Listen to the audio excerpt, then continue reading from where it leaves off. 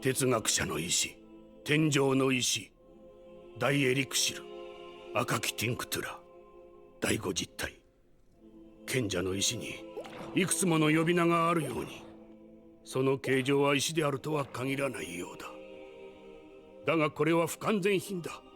いつ限界が来て使用不能になるかわからん。La pierre philosophale. Et dire que certains humains se battent jusqu'à la mort pour l'obtenir. On a très peu d'informations sur cet artefact. On ne sait pas par qui elle a été créée, on ne sait pas réellement quand. D'ailleurs, certains humains considèrent encore que c'est une légende. Mais quand même, c'est le rêve de tout alchimiste. Une pierre capable de transformer de simples métaux en métal précieux et de rallonger l'espérance de vie. Tu m'étonnes que les humains les plus cupides s'arrachent sa propriété. Edward et Alphonse, personnages du manga Full Metal Alchemist, ont été créés par le mangaka Hiromu Arakawa, qui est en fait une femme dont le vrai prénom est Hiromi. Elle commence l'histoire des deux frères en 2001 pour la terminer en 2010. Deux frères qui, après le décès de leur mère, décident de la ressusciter grâce à l'alchimie, mais par le biais d'un rituel interdit. Alphonse, payant le prix, perd son enveloppe corporelle, et son âme se fait aspirer par la porte de la vérité. Ce n'est que grâce au deuxième sacrifice de son frère qu'il peut aujourd'hui vivre à travers une armure. Mais pourquoi cette armure ?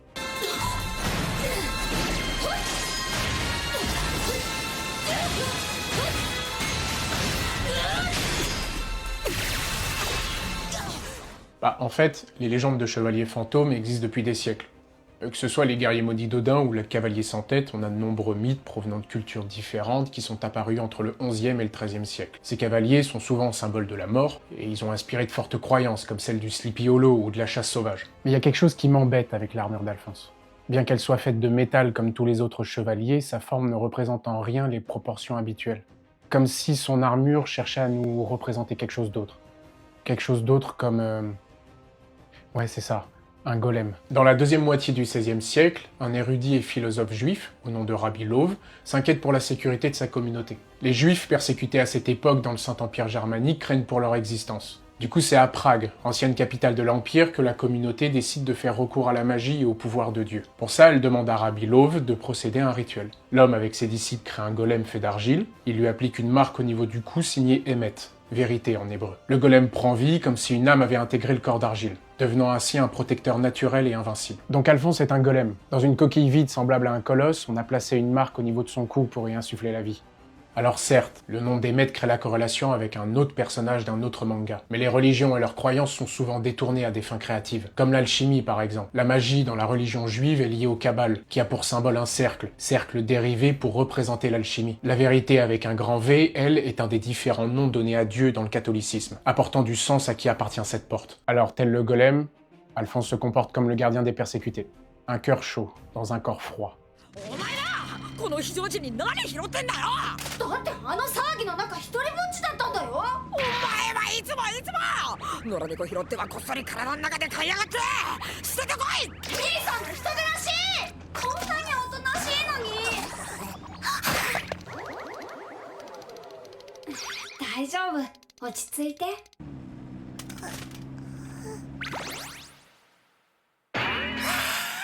La forme physique est une chose, mais l'âme d'une personne définit aussi son existence. Les humains considèrent que l'un ne peut vivre sans l'autre, mais pourtant, les croyances les dissocient, que ce soit dans leur utilité ou dans leurs besoins. Mais alors, si l'un ne meurt pas quand l'autre est anéanti, qu'est-ce qui se passe ?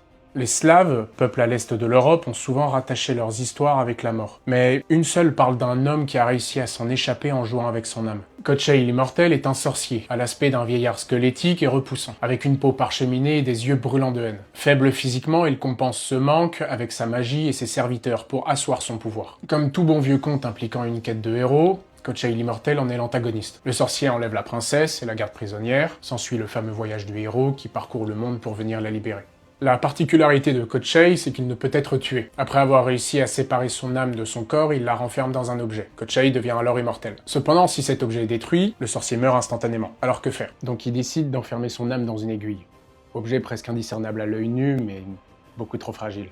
Alors il décide de sceller l'aiguille dans un œuf, pour ensuite l'insérer dans un canard qu'il emprisonnera dans un lièvre. Ouais, alors celui-là me demandait vraiment pas comment il a fait. Le lièvre sera alors placé dans un coffre fermé à clé que Kochei enterrera sous un vieux chêne, poussant au milieu d'une île lointaine et difficile d'accès. Pourquoi faire simple quand on peut faire compliqué ? Bon, au moins ça a le mérite de marcher. Enfin, marcher, oui. s'il était capable de fermer sa gueule. Forcément, en vivant avec sa captive pendant un certain temps, il lui raconte en détail l'endroit exact où il a caché son âme. Le héros libère la princesse, elle lui dit où trouver son âme, et Kochei meurt définitivement. Voilà. Débile. Kochei a influencé grand nombre d'autres personnages, comme un autre sorcier noir anglo-saxon par exemple. Bien évidemment, Alphonse n'est pas immortel, mais son frère a pu entreprendre de sceller son âme dans un objet pour qu'il puisse continuer à vivre. À vrai dire, tout comme Kochei, Alphonse est insensible aux attaques physiques. C'est tous les deux grâce à leur rituel qu'ils ont pu échapper à la mort.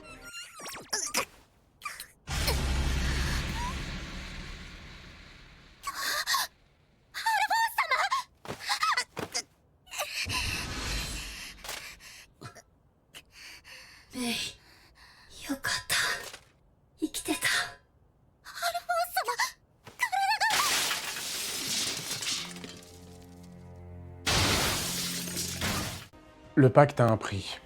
L'humanité, quelle que soit son époque, a toujours validé cette pensée. Rien n'est gratuit sur Terre. Pourtant, certains humains ont parfois tendance à l'oublier. Et c'est encore plus le cas dans les mondes spirituels. Alphonse et Édouard ne pouvaient pas combattre leur ignorance. Ce n'étaient que des enfants meurtris par le décès de leur mère et aveuglés par l'espoir. Leur acharnement pour la transmutation humaine les a amenés à comprendre le sens de l'échange équivalent. Mais les deux frères n'ont pas été les premiers à découvrir les revers d'un pacte. Contrairement à leurs agissements dirigés par l'innocence, la plupart l'ont fait par cupidité.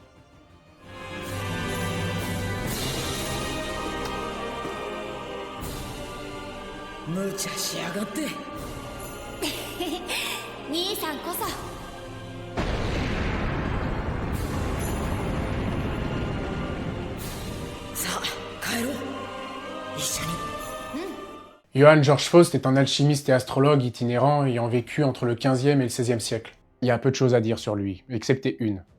Faust remettait en question les discours de l'Église. Forcément, pour l'époque, c'est un affront à une des plus grandes autorités. C'est avec ces rumeurs que Faust devient ensuite un mythe. Il a donc fallu peu de temps pour qu'il soit traité de charlatan et considéré comme un sorcier pratiquant la magie noire. Repris dans le Volksbuch, une version littéraire, puis dans le Marlove en opéra, c'est vraiment Goethe qui met en avant son histoire. Le personnage de Faust au crépuscule de sa vie s'indigne de ne pas trouver la vérité. Après une tentative de suicide, c'est le démon Méphistophélès qui l'approche et qui signe un pacte de sang avec lui. Le pacte, selon le démon, s'achèvera quand Faust atteindra l'instant qu'il voudra éternel. Ensuite, il pourra descendre aux enfers. Donc Faust rajeunit, il en profite pour séduire une jeune fille pure, mais il cause sa perte. Elle tue leur enfant, sombre dans la folie, puis elle est condamnée à mort pour infanticide. Faust tente de la sauver par la magie, mais elle refuse, préférant retourner auprès de Dieu. C'est à ce moment que Faust est complètement détruit. L'homme, en signe de rédemption, change ses objectifs. Voulant arrêter d'agir par cupidité, il utilise ses pouvoirs pour devenir un bienfaiteur de l'humanité. Il bâtit des villes, il fait renaître des paysages, il accepte l'idée d'une vie simple. Les remords de Faust commençant à s'effiler, le vieil homme prononce alors avoir atteint son instant éternel. Alors le pacte se rompt et Méphistophélès tente de l'emmener. Cependant, l'homme n'agissant plus par égoïsme, il est récupéré par Dieu sous les yeux du démon, considérant que sa place n'est plus aux enfers. L'histoire d'Alphonse et Édouard est écrite en parallèle à celle de Faust. Mettant en avant la magie par l'alchimie, les trois protagonistes bravent l'interdit en se liant avec des entités spirituelles. Leurs aventures, animées par la rédemption, les a amenés à comprendre les erreurs de ce pacte. Tous les trois impuissants face à la perte d'une femme, une amante pour Faust et une mère pour les deux frères.